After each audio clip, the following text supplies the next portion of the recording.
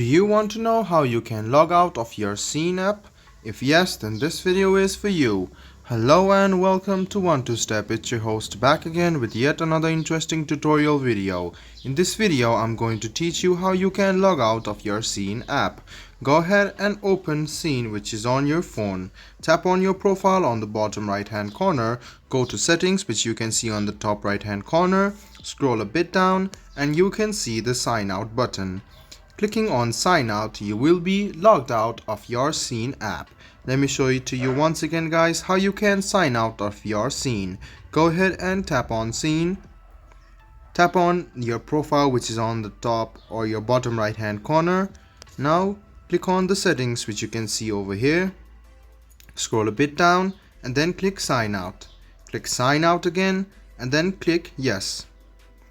This way you will be logged out of your Shein account. I hope this video was helpful for you. If you still have any kind of confusion, please do mention us on the comment section down below. Like the video, subscribe to the channel and do hit the bell button for more. Hope to see you in the next video as well. Until then, goodbye, take care and make sure you enjoy.